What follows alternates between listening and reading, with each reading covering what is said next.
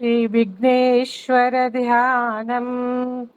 शुक्लाम्बरधरं विष्णुं शशिवर्णं चतुर्भुजं प्रसन्नवदनं ध्यायेत् सर्वविघ्नोपशान्तये वागीशाद्याः सुमनसः सर्वार्थानामुपक्रमे यं नत्वा कृतकृत्याः युक्तं नमामि गजाननं श्रीसरस्वती प्रार्थना दोर्भिर्युक्ता चतुर्भिः स्फटिकमणिमयीमक्षमालां दधाना हस्तेनैकेन पद्मं सितमपि च शुकटं पुस्तकं चापरेण भासा गुन्देन्तु शङ्ख स्फटिकमणिनिभा समाना सा मे वाग्देवदेयं निवसतु वदने सर्वदा सुप्रसन्ना श्रीवाल्मीकिस्तुतिः पूजनं राम रामेति मधुरं मधुराक्षरम् आरुह्य कविता साकां वन्दे वाल्मीकिकोकिलम् वाल्मीकिर्मुनिसिंहस्य कवितावनचारिणः शृण्वन् रामकथानादं को न याति परां गतिं यः पिबन् सततं रामचरितामृतसागरम् अतृप्तस्तं मुनिं वन्दे प्राच्येतसमकल्मषम् अथ श्री हनुमत्स्तुतिः अंजनानंदनं वीरं जानकी शोकनाशनं कपीशमक्षहन्तारं वन्दे लंका भयङ्करम् आञ्जनेयमतिपाटलाननं काञ्चनाद्रिकमनीय विग्रहं पारिजातपरिमूलवासिनं भावयामि पवमाननन्दनं यत्र यत्र रघुनाथकीर्तनं तत्र तत्र कृतमस्तकाञ्जलिं बाष्पवारि परिपूर्णलोचनं मारुतिं नमत राक्षसान्तकं मनोजवं मारुततुल्यवेगं जितेन्द्रियं बुद्धिमतां वरिष्ठं वातात्मजं वानरयूथमुख्यं श्रीरामदूतं शिरसा नमामि। अथ श्रीरामस्तुतिः वेदवेद्ये परे पुंसि जाते दशरथात्मजे वेदे प्राचेतसा दासी साक्षाद् रामायणात्मना वैदेही सहितं सुरद्रुमतले हैमे महामण्डपे मध्ये पुष्पकमासने मणिमये वीरासने सुस्थितम् अग्रे वाचयति प्रभुञ्जनसुते तत्त्वं मुनिभ्यः परं व्याख्यान्तं भरतादिभिः प्रवृत्तिं रामं भजे श्यामलम्। अथ संक्षेप रामायणं तपस्वाध्यायनिरतं तपस्वी वाग्विदाम्बरं नारदं परिप्रप्रच्छ वाल्मीकिर्मुनिपुङ्गवं गोल्स्वंस्मिन् साम्प्रतल्लोके गुणवान् कस्य वीर्यवान् धर्मज्ञश्च कृतज्ञश्च सत्यवाक्यो दृढव्रतः चारित्रेण सको युक्तः सर्वभूतेषु कोहितः विद्वान् कश्चमर्थश्च कश्चैव प्रियदर्शनः आत्मवान् गोजितक्रोधो युधिमान् को न सूयकः कश्यपि प्रतिदेवाश्च सादरोषस्य संयुगे एदतिच्छाम्यहं श्रोतुं परं कौतूहलं किमे महर्षेत्वं समर्थोऽसि ज्ञातुमेवं विदं नरं श्रुत्वा चैतत्रिक्लोक्यं त्रिलोकज्ञो वाल्मीके नारदो वचः श्रूयतामति चामन्त्र्य विदुष्टो वाक्यमब्रवीत् बहवो दुर्लभाशैव ये त्वया कीर्तिता गुणाः मुने वक्ष्याम्यहं बुद्ध्वा धैर्युक्तः श्रूयतां नरः। इक्ष्वाकुवंशप्रभवो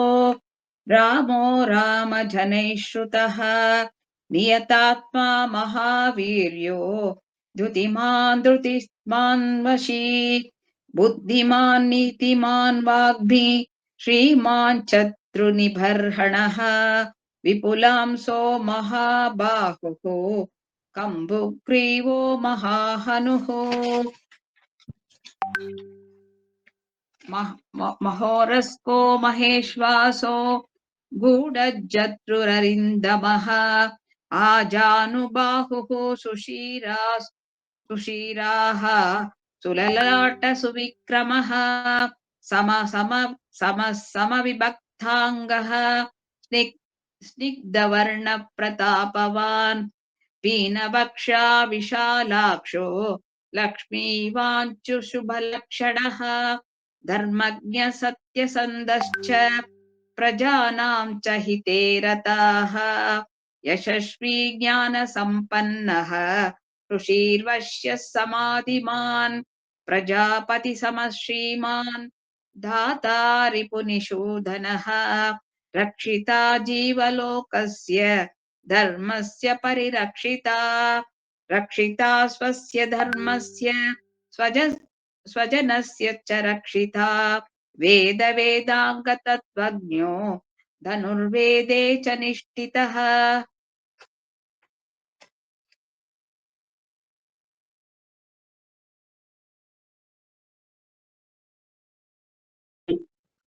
सर्वशास्त्रार्थतत्त्वज्ञः स्मृतिमान् प्रतिभानवान् सर्वलोकप्रियः साधुः अधीनात्मा विचक्षणः सर्वदा विगतः सद्भिः समुद्र इव सिन्धुभिः आर्यः सर्वसमश्चैव सदैव प्रियदर्शनः स च सर्वगुणोपेतः कौसल्यानन्दवर्धनः समुद्र इव गाम्भीर्ये धैर्येण हिमवानिव विष्णुना सदृशे वीर्ये सोमवत्प्रियदर्शनः कालाग्निसदृशक्रोधे क्षमया पृथिवी समः धनधेन समत्यागे सत्यधर्म इवापरः तमेव गुणसम्पन्नं रामं सत्यपराक्रमं ज्येष्ठं श्रेष्ठगुणैर्युक्तं प्रियं दशरथसुतं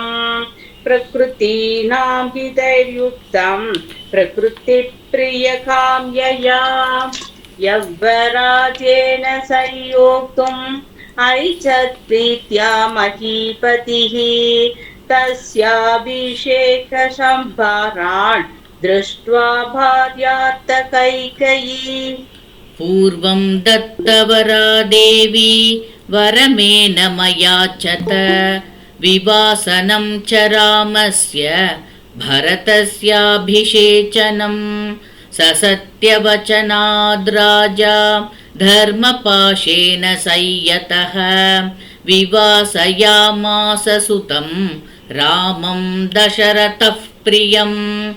स जगामवनं वीरः प्रतिज्ञामनुपालयन्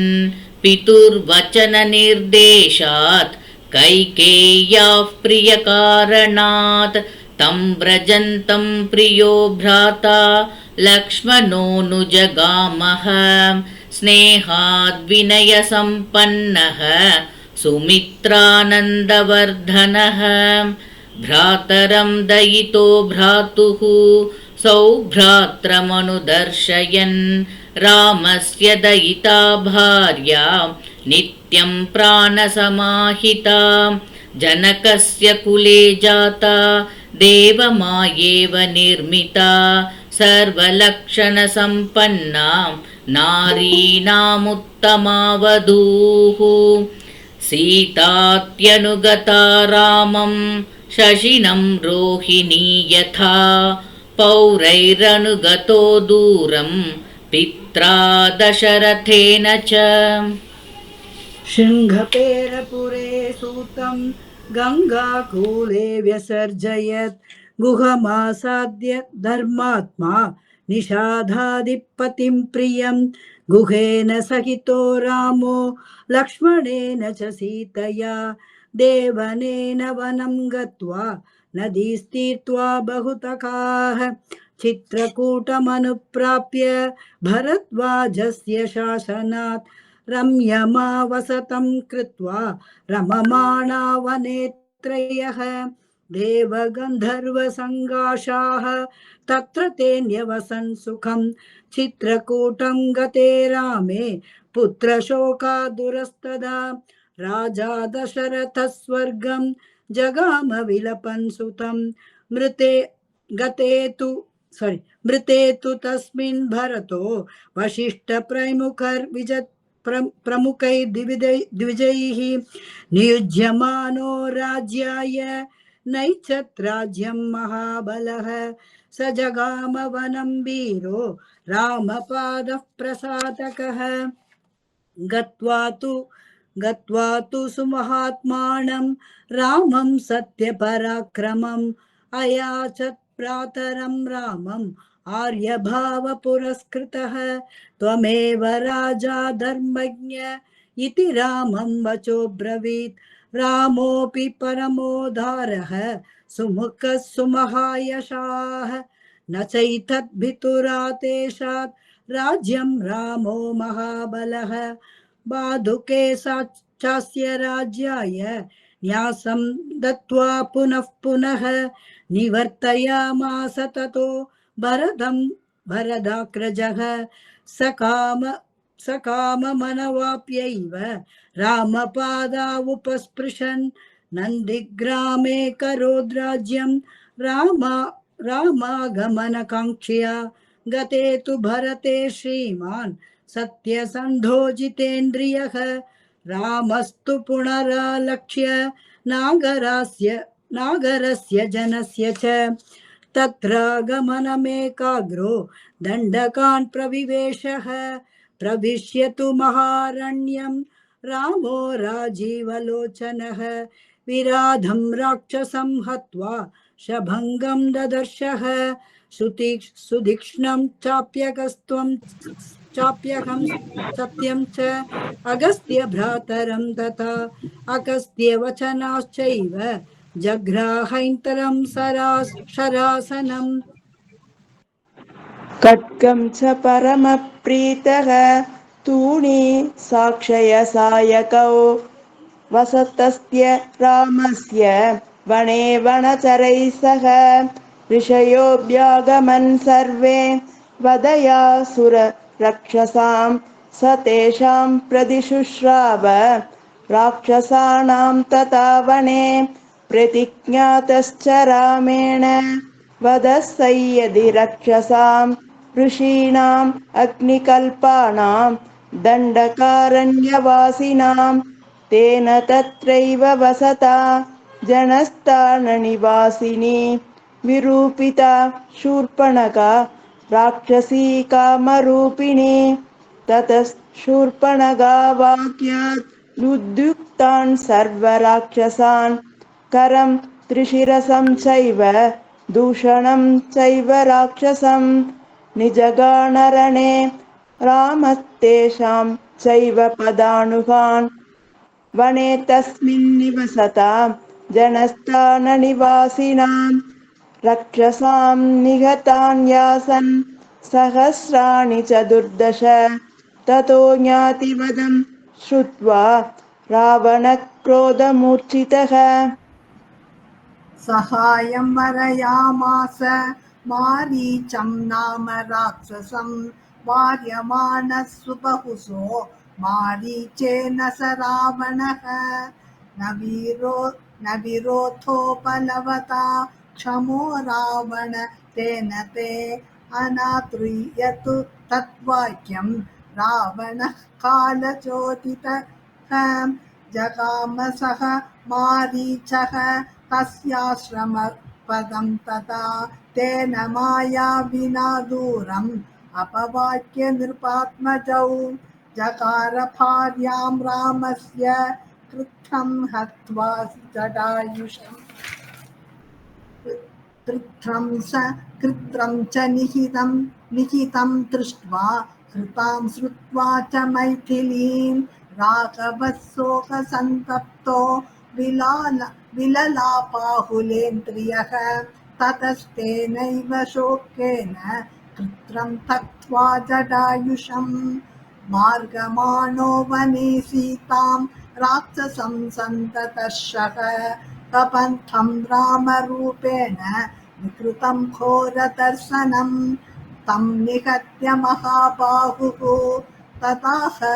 स्वर्गतश्च सः स चास्य कथयामास शपरिं धर्मचारिणीं श्रमणां धर्मनिपुणाम् अभिगच्छेति राघवम् सोऽप्यगच्छन् महातेजाः शबरीं शत्रुसूदनः शबर्या पूजितः सम्यक् रामो दशरथात्मजः पम्पातीरे हनुमता सङ्गतो वानरेणः हनुमत्वचनाच्चैव सुग्रीवेण समागतः सुग्रीवाय च तत्सर्वं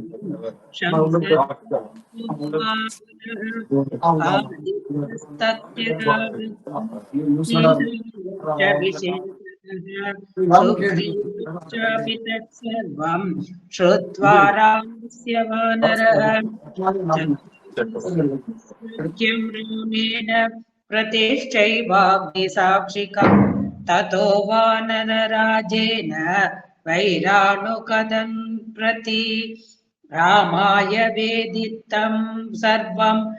प्रणयाद्दुःखितेन च प्रतिज्ञातं च रामेण तदा वालिवदं प्रति बालेनश्च बलं तत्र कथयामास वानरः सुग्रीवशङ्गितश्चासीन्नित्यं वीर्येण राघवे राघवप्रत्यार्तं तु दुन्दुभेः कायमुत्तमं दर्शयामास सुग्रीवो महापर्वतसन्निभम् उत्स्मयित्वा महाबाहुः प्रेक्ष्यश्चान्ति महाबलः पादाङ्गुष्ठेन शिक्षेप सम्पूर्णं दशयोजनं बिभेदश्च पुनस्थालान् सप्तैकेन महेक्षुणा गिरिं रसातलं चैवं जनयन् प्रत्ययं तदा ततः प्रीतमनास्तेन विश्वस्तः स महाकपिः किष्किन्धां रामसहितो जगाम च गुहां तदा ततो गच्छन्दरिवरः सुग्रीवो हेमपिङ्गलः तेन नादेन महता निर्जगामहरीश्वरः हनुमान् यतदा दारां सुग्रीवेण समागतः निजगान च तत्रैनं श्रेणैकेन राघवः ततः सुग्रीववचनात् हत्वा वालीनमाहवे सुग्रीवमेव दद्राज्ये राघवः प्रत्यपादयत्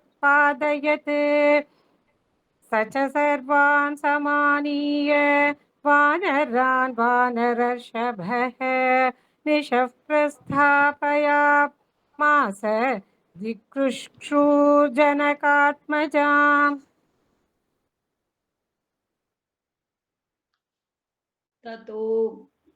ततो गृभ्यस्य वचनात् सम्पातो तोर्हनुमान् बली शतयोजनविस्तीर्णं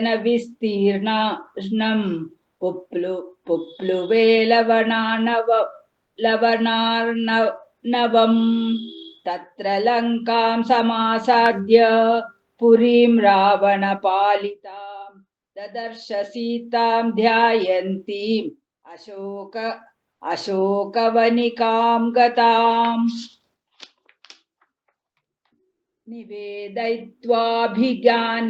ज्ञानं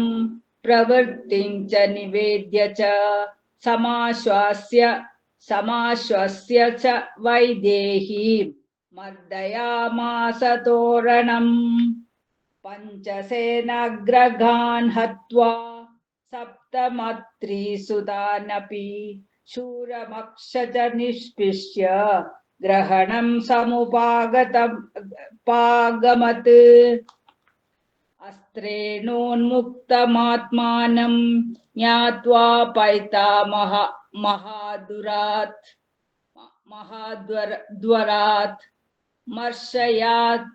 मर्शयान् राक्षसान् वीरो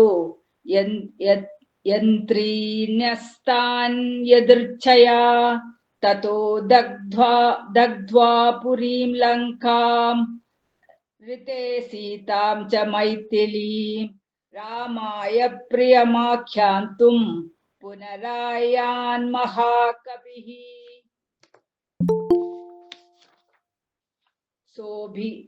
सोऽभिगम्य महात्मानं कृत्वा रामं प्रदक्षिणं न्यवेदयदमेयात्मा दृष्टा सीतेति तत्त्वतः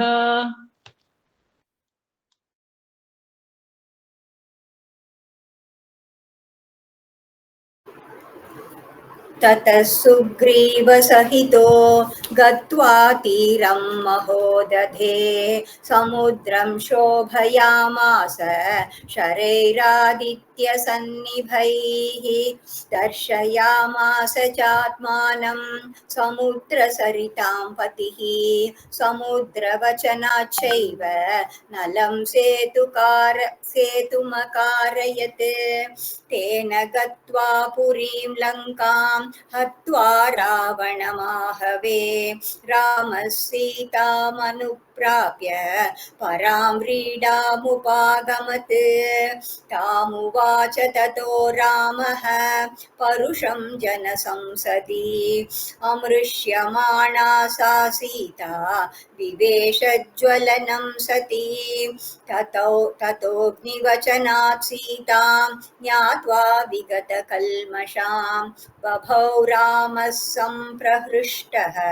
पूजितः सर्वदैवतैः कर्मणा तेन महता त्रैलोक्यं सचराचरं सदेवर्षिगणं तुष्टं राघवस्य महात्मनः अभिषिच्य च सलङ्कायां राक्षसेन्द्रं विभीषणं कृतकृत्यस्तदा रामो विज्वरः प्रमुमोदः देवताभ्यो वरं प्राप्य समुत्थाप्य च वानरान् अयोध्यां प्रस्थितो रामः पुष्पकेन सुहृद्वृतः भरद्वाजाश्रमं गत्वा रामः सत्यपराक्रमः भरस्त्यान्तिकं रामः हनुमन्तं व्यसर्जयत् पुनराख्यायिकां जल्पन् सुग्रीवसहितस्तदा पुष्पकं तत्समारुह्य नन्दिग्रामं ययौ तदा नन्दिग्रामे जटां हित्वा भ्रातृभिः सहितो नगः रामः सीतामनुप्राप्य राज्यं पुनरवाप्तवान् प्रहृष्टो मुदितो लोकः तुष्टः पुष्टः सुधार्मिकः निरामयो ह्यरोगश्च दुर्भिक्षभयवर्जितः न पुत्रमरणं किञ्चित् द्रक्षयन्ति पुरुषा क्वचित् नार्यश्च विधवा नित्यं भविष्यन्ति पतिव्रताः न चाग्निजं भयं किञ्चित् नाप्सुमज्जन्ति जन्तवः न वातजं भयं किञ्चित् नापि ज्वरकृतं तथा न चापि श्रुद्भयं तत्र न तस्करभयं तथा नगराणि च राष्ट्राणि धनधान्ययुतानि च नित्यं प्रमुदिताः सर्वे यथा कृतयुगे तथा अश्वमेधशतैर्दृष्ट्वा तथा बहुसुवर्णकैः गवां कोट्ययुतं दत्त्वा ब्रह्मलोकप्रयस्यति असङ्ख्येयं धनं दत्त्वा ब्रह्मणेभ्यो महायशाः राजवंशं शतगुणान् स्थापयिष्यति राघवः चतुर्वर्ण्यं च लोकेऽस्मिन् स्वे स्वे धर्मे नियोक्ष्यति दशवर्ष दशवर्षसहस्राणि दशवर्षशतानि च रामो राज्यमुपासित्वा ब्रह्मलोकं गमिष्यति इदं पवित्रं पापघ्नं पुण्यं वेदैश्च सम्मितं यः पठेद् रामचरितं सर्वपापैः प्रमुच्यते एतदाख्यानामायुषं पठन् रामायणं नरः सुपुत्रपौत्रः सगणः प्रेत्य स्वर्गे महीयते पठन् द्विजो वाग् वागृश भवित्यमीयात् स्यात् मियात् स्यात् क्षत्रियो भूमिपतित्वा मियात् वणिजनः पन्यफलत्वमीयात् जनश्च शूद्रोऽपि महात्ममीयात् सॉरी भगिनि इत्याशे श्रीमद् रामायणे वाल्मीकीये आदिकवये श्री बालकांडे श्री रामायण कथा संक्षेपो नाम प्रथमः सर्ग समाप्तः।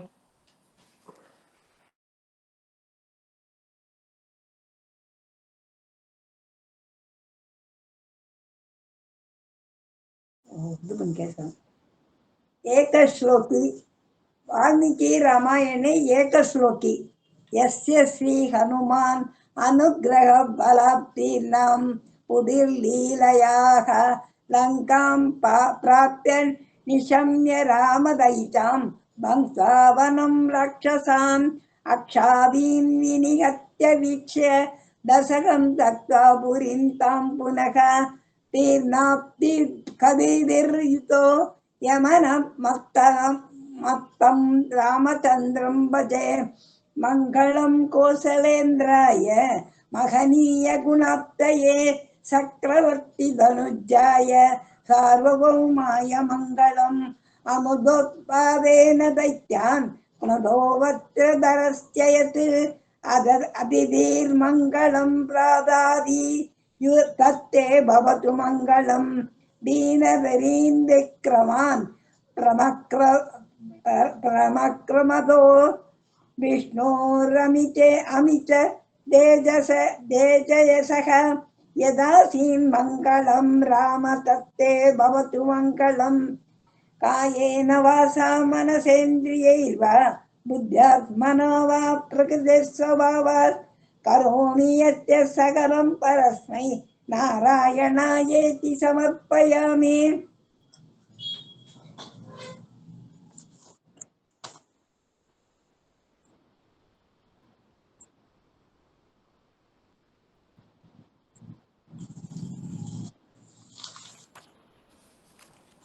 The last sloka 100 sloka tune out of it and the comma tappa vachiten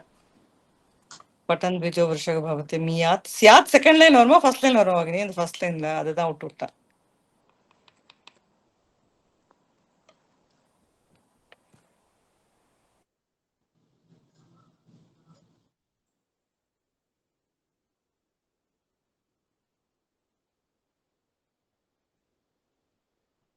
One minute down.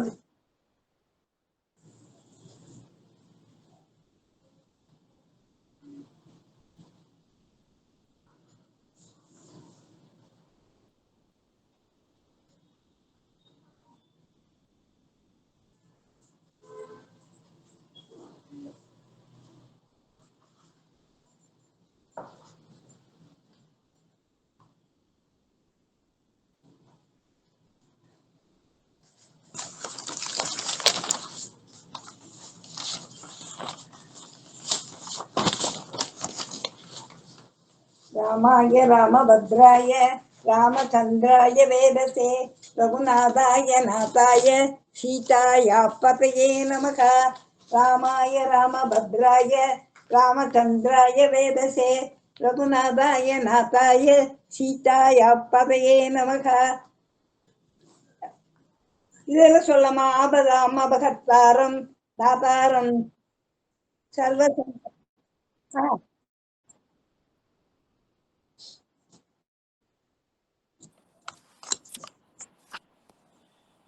Shriram Ram Ram रमे रामे सहस्रनाम राम नाम वरानने श्रीराम राम रामे रमे रामे मनोरमे सहस्रनाम तत्तुल्यं राम नाम वरानने श्रीराम नाम वरानन ओम नमः इति